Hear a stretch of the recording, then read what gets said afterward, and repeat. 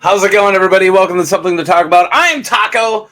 This is your, I wouldn't say weekly. This is the show I do at least weekly. It's close to weeklies. I do multiple sometimes.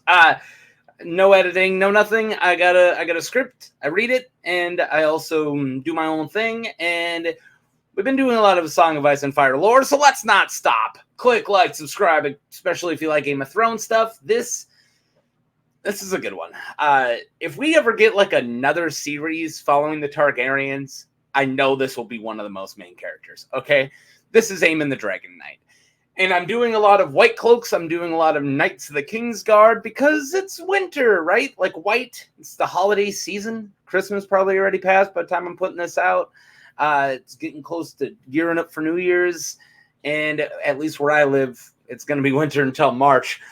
I'm not saying I'm going to keep doing nothing but Whitecloaks until then, but I at least got one more, maybe another one. So let's do it. Let's talk about Aemon the Dragonknight. There are 3 Aemons, right? 3 that I care about. I think there's only 3 Aemons. There's Maester Aemon, who Jon meets up at the wall. He's the Maester at the wall. You got Aemon the Dragonknight, this guy, and you got Aemon One Eye. And I think Aemon One Eye from Dance of Dragons, currently in the House of Dragons show, is my favorite Aemon, but Aemon the Dragonknight's got to be number 2. So let's talk about Aemon the Dragonknight. So Prince Aemon has been referred to as the most noblest. It's not the should just be the noblest knight, like I wrote, not most noblest that ever lived. He is skilled with a sword and is legendary throughout the 7 kingdoms, even over 100 years after his death. He's a popular figure among the highborn and the small folks and the songs and the stories and the fables and the he's my number 2 of the 3 Aemons. That's what I wrote. So I guess he's number 2. Yeah, I was right. So yeah, let's get into this. So what timeline are we talking about here? So when does Aemon the Dragonknight, Aemon Targaryen come in? So if you got the conquest time, and then you got like the Maegor and Aenys messing everything up time, and then you got your very large amount of time for the Old King, and you got Viserys leading into the Dance of Dragons after the Old King, right? After Dance of Dragons, you got around this guy's time. You have the King directly after, which is, I don't want to give away any spoilers. I'll just tell you which guy this guy is the king or whatever. Let's talk about the family and the tree, the family tree, if you will, during this guy's time. All right, the Dragonknight was the second son of King Viserys II Targaryen and his wife, Lady Lara Rogar. Aemon joined the Kingsguard during the reign of his uncle, King King Aegon the Third Targaryen. At the age of 17, he joined him, and he eventually rose to become the Lord Commander. And then after Aegon the Third died, Aemon serves 4 other kings. So he serves 4 kings as the Lord Commander. So let's look at the timeline or the family tree here. So you got Aemon the Third. Right next to him, you got Viserys II, which we'll get to. And then you have Daeron the First, his sister. And then you have another sister. And then Baelor, which we'll get into. Then Aegon the Fourth. You can see how none of Aegon the Third's kids had kids. So we'll talk about that. So that's kind of the landscape of Targaryens that we're talking about when this dude's around. So he joined the Kingsguard, so taking the white. Aemon was born to Prince Viserys Targaryen and Lady Lara Rogar on the eve of Smith's Day in 136 AC. A dragon's egg was placed in the cradle. If you don't know this, there were no dragons at this time. I gotta say that. They kind of went away after the Dance of the Dragons, but they still were trying to get them to hatch, right? So he put a egg in the cradle all rejoiced his birth, except for his older brother, Aegon, who was found by their mother hitting the newborn with the egg. That's a little messed up, man. You beating up your baby brother with an egg. It's kind of weird. And a jerk. Yeah, Aegon sucks. We'll just say that now. Most of this is going to be this is a very tragic story of Aemon the Dragonknight, and it involves his brother being a piece of crap. So Aemon was inseparable with his sister Nerys when they were young. Stories speak of Aemon's doomed love for his sister. Aemon and Nerys supposedly loved each other. According to the singers, both Aemon and Nerys cried the day Nerys married Aegon in 153. Although historians report that Nerys had only cried during the bedding, which who wouldn't cry during a bedding? That's horrible. Well, Aemon had quarreled with his brother Aegon at the feast. These names, I'm going to say Aegon instead of Aemon, and who to he to hi to he Hermans. Freaking Targaryens, man. They're rednecks, okay? These guys are inbred rednecks. They're like Cletus and Bletus and Fetus. Fetus third. Oh my god, what are you doing? All right. Yeah, I know. A brother is mad that his other brother gets to marry his sister and not him. Targaryens, am I right? Yeah, the whole conflict here is that he's mad that his older brother gets to marry his sister and not him. That's Targaryen family fighting. Why do you hate your brother so much? He married our sister. What? Okay, man. Rednecks. Okay. Aemon grew to be so accomplished in the lists, that's like, tournaments, and with the sword, he was deemed worthy of carrying the Valyrian steel sword, the Valyrian steel sword Dark Sister. Shortly after Nerys and Aegon's wedding, Aemon joined the Kingsguard, taking his vows at the age of 17. During the reign of his uncle, King Aegon III Targaryen, Aemon once fought Lord Cregan Stark, and Prince Aemon claimed that he never faced a finer swordsman. That's kind of going to come up later in House of Dragon. We do get to meet Cregan, at least we very well should meet Cregan Stark in House of Dragon. I'm sure you'll never meet Aemon the Dragonknight. He should be after House of Dragon. But yeah, Cregan Stark, it was just really cool that these two guys fought because there were two very legendary people, but one of the South and one of the North, right? So after Aemon, that's his name, after Aegon III died, his son takes over. So after the death of Aegon III, Daeron I takes the Iron Throne. He starts off his rule by invading Dorne. Good, all right. Aemon takes part in this invasion. Aemon prevented the assassination attempt on Daeron by throwing himself in the path of a poisoned arrow meant for his king. Aemon survived the poison and was sent back to King's Landing to recover. Upon his recovery, he returned to Dorne to protect his king and won great fame by defeating a Dornish champion. I can't wait to hear about all this in Fire and Blood Part 2. I'm freaking pumped. A rebellion in Dorne after they thought they conquered it undid Daeron's conquest. However, Aemon was with Daeron when he met the Dornishmen under a peace banner in 161 AC. Together, with four other knights of the Kingsguard. However, in a betrayal, the Dornishmen attacked Daeron and his group. The 18-year-old king, Daeron I, died with Blackfire, the sword, in his hand. 3 of those king guards died defending Daeron, and one shamefully yielded. And Aemon was captured, which I'm assuming that's Aemon, right? Because if 3 of them died, yeah, Aemon must have shamefully yielded. But it's never really brought up. Like, his name never has shame in it, so that's weird, huh? He was captured, and after slaying 2 of the... he killed betrayers. Lord of Will, not the one I've done a show about, but I have done a show about Will of Will. Different Will of Will. This Will of Will, put Aemon naked in a crow's cage placed above a pit of vipers. So let's talk about that pit of vipers, shall we? The pit of vipers. The new king, Baelor. So let's go back to that family tree, right? So Aegon died. Daeron didn't have any kids. He died at 18. So then it goes all the way down to the next male, which is Baelor. So, Baelor, the first Targaryen, decides to walk to Dorne with no shoes all the way from King's Landing. What? And it works. He walks down there and talks to the Prince of Dorne and then made peace. On his way back to King's Landing, Homeboy tries to free his cousin Aemon from House Will. House Will told to release Daemon to Baelor's custody, but instead they just give Baelor the key, and they're like, hey man, go get him. So he does. And the Dragonknight, fearing his own cousins and new king's safety, begs Baelor to leave him. Like, don't come through the pit of vipers. When you crazy? But Baelor refuses, and he walks into the pit of vipers. Singers will say snakes bowed their heads and refused to bite Baelor due to the protection of the gods.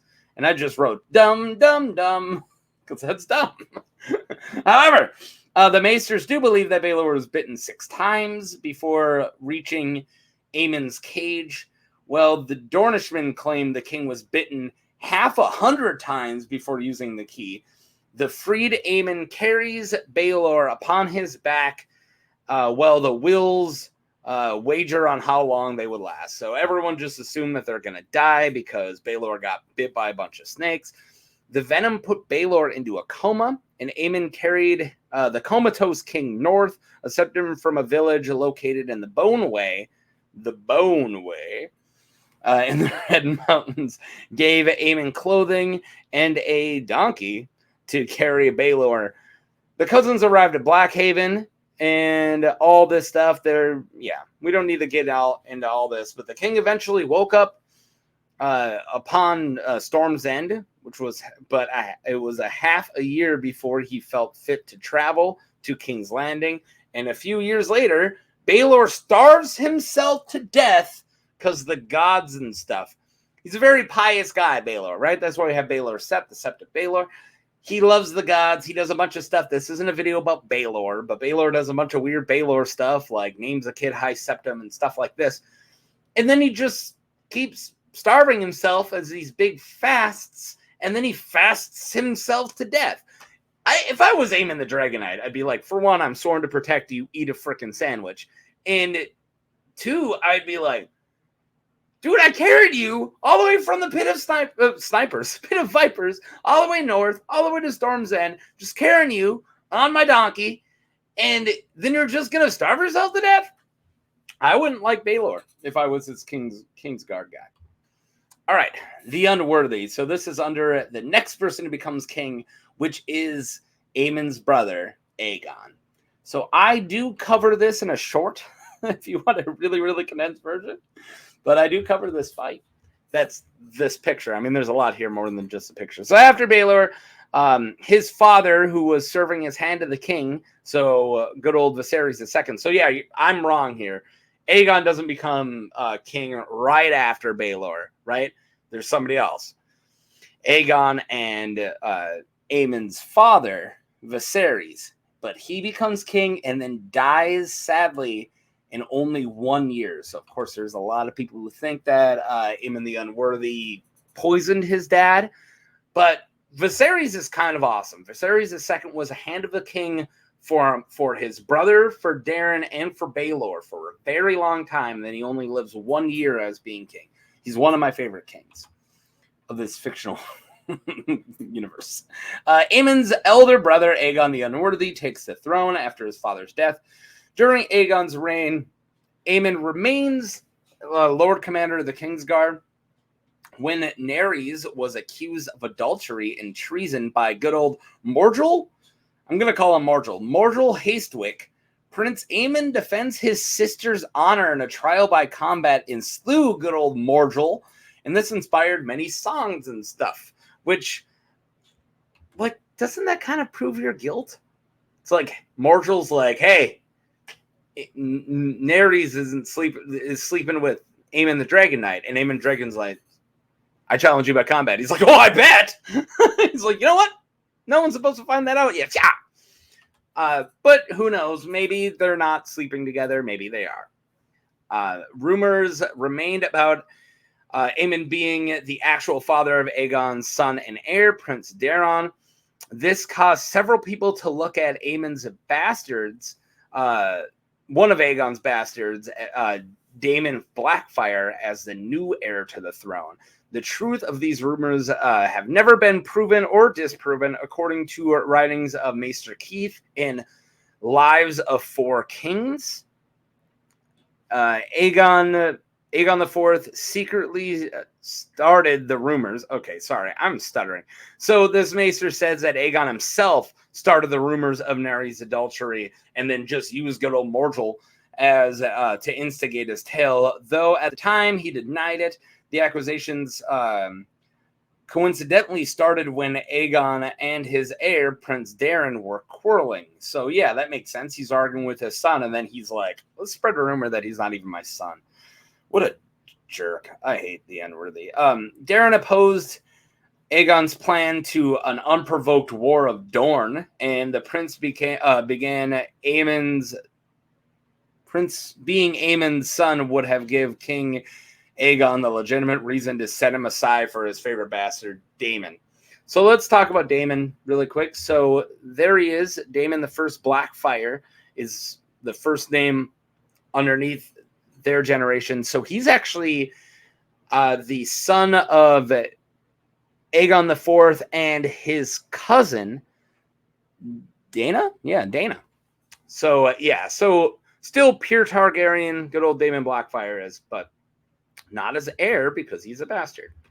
Supposedly. Well, not supposedly. He absolutely is. Okay, so let's get to the Night of Tears. This is a fun little story. Disguised as a mystery knight, Prince Aemon once won a tourney after his brother Aegon had forbidden him to take part because Aegon wanted to crown his mistress at the time as the Queen of Love and Beauty, and that just like really pissed off the Dragon Knight, right? So he disguised himself as the Knight of Tears, and he won the tournament and named Nerys Targaryen in the place of Aegon's mistress. So yeah, so that's really nice of him. Still, like, I don't have this relationship with my sister. We're supposed to think of this as this big love story, but it's still just like they're competing for their sister. Lots of wars around the Targaryens are over who gets to bang their sister. It's pretty messed up. All right, the death of the dragon. Despite Aemon's feelings of disrespect towards Aegon and Aegon's provocations, Aemon died honorably defending his crappy brother and the king against the crappy brother is the king, not two people, against assassination attempt from two brothers from House Tywin who sought revenge for the torture and execution of their brother Sir Terence Tywin. I do have a short about House Tywin that kind of covers this. Terence Tywin, so Queen Nerys grieved for her brother's death and died in childbirth later that year. So this is messed up, right? So he's hated his brother Aegon his whole life, right? And Aegon constantly is just the worst king, but because he's still the Kingsguard, when these Tywin brothers want justice for their brother who Aegon the Unworthy just has torn to pieces, who was a Kingsguard member who is torn to pieces, he has to defend his crappy brother against these Tywins, and then he dies in the attack. It's so sad that he has to sacrifice his life for this crappy king who happens to be his brother. So, yeah, that's I think Aemon the Dragonknight story is very tragic. If you want to set aside the fact that it's tragic because he doesn't get to marry his sister, if you just pretend like Nerys isn't his sister for a second, he has to watch the love of his life be under this crappy king, and this crappy king has all these bastards and all these mistresses, and then he dies defending this crappy king, who just happens to be his brother. I think it's a really tragic story. So let's talk about theories on legacy. Though his crap brother Aegon the Unworthy tried to ruin Aemon's reputation after his death, Aemon became a legend. And in the main books, Jon Snow talks about how the Dragon Knight was the best knight ever to live. And also Aegon the Fourth, history was not kind to, rightfully. Now they call Aegon the Fourth the Unworthy, which of course they couldn't have said then, but now they say. So history was on the right side of this. They do name Aegon the Fourth as being a piece of crap and name Aemon the Dragon Knight as being this amazing knight. Aemon is now spoken about as if he was a legend from the Age of Heroes. Tyrion Lannister Tyrion Lannister uses Aemon as comparison when he's describing the fame of bears and Selmy among the small folk. Yeah, that's it. I mean, you got this amazing. Oh, also, Maester Aemon was named after him. So there's that too.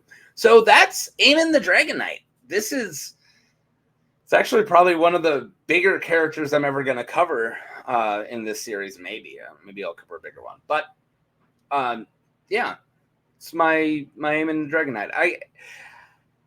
It's a tale of love, incest, and death. I mean, Targaryens, right? So thank you for watching. Click like and subscribe if you made it this far.